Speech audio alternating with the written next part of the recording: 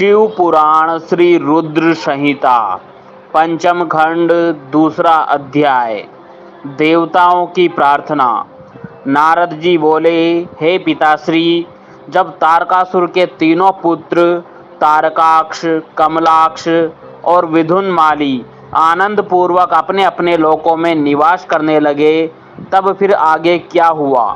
ब्रह्मा जी बोले, हे नारद, तारक पुत्रों के तीनों लोकों के अद्भुत तेज से दग्ध होकर सभी देवतागण देवराज इंद्र के साथ दुखी अवस्था में ब्रह्मलोक में मेरी शरण में आए।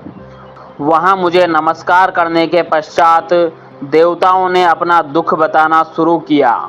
वे बोले, हे विधाता, त्रिपुरों के स्वामी तारकाक्ष, कमलाक्ष और विधुन्माली नामक तीनों तारक पुत्रों ने हम सभी देवताओं को संतप्त कर दिया है। भगवान, अपनी रक्षा के लिए हम सभी आपकी शरण में आए हैं। प्रभु, आप हमें उनके वध का कोई उपाय बताइए, ताकि हम अपने दुखों को दूर करके पुनः पहले की भांति अपने लोक में सुख से रह सकें। यह सुनकर मैंने उनसे कहा, हे देवताओं, तुम्हें इस प्रकार उन तारक पुत्रों से डरने की कोई आवश्यकता नहीं है। तुम्हारी इच्छा के अनुसार मैं तुम्हें उनके वध का उपाय बताता हूँ। उन तीनों ही असुरों को मैंने वरदान प्रदान किया है, अतः मैं उनका वध नहीं कर सकता। इसलिए तुम सब भगवान शिव की शरण में जाओ, वे ही तुम्हारी इस दुख की घड़ी में सहायता करेंगे। तुम उनके पास जाकर उन्हें प्रसन्न करो। मुझ ब्रह्मा के ये वचन सुनकर सभी देवता अपने स्वामी देवराज इंद्र के नेतृत्व में भगवान शिव के पास कैलाश पर्वत पर पहुँचे।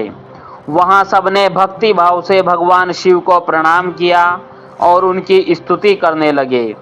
तत्पश्चात देवता बोले, हे महादेव जी, तारकासुर के तीनों पुत्रों ने हमें परास्त कर दिया है। यही नहीं, उन्होंने सभी ऋषि मुनियों को भी बंदी बना लिया है। वे उन्हें यज्ञ नहीं करने देते हैं। चारों ओर हाहाकार मचा हुआ है। उन्होंने इस त्रिलोक को अपने वश में कर लिया है और पूरे संसार को नष्ट करने में लगे हुए हैं। ब्रह्मा जी द्वारा इन तीनों को अवध्य होने का वरदान मिला है। इसी कारण वे तीनों बलशाली दानव मदांध हो चुके हैं और मनुष्यों और देवताओं को तरह तरह से प्रताड़ित कर रहे हैं। हे भक्त वत्सल, हे करुणा निधान, हम सब देवता परेशान होकर आपकी शरण में इस आशा के साथ आए हैं कि आप हम सब की उन तीनों असुरों से रक्षा करेंगे तथा इस पृथ्वी और स्वर्ग को उनके आतंकों से मुक्ति दिलाएंगे। भगवान, इससे पहले कि वे इस जगत का ही विनाश कर दें, आप उनसे हम सब की रक्षा करें। यह अध्याय यहीं समाप्त होता है।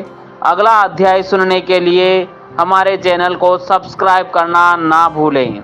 धन्यवाद। ओम नमः शिवाय।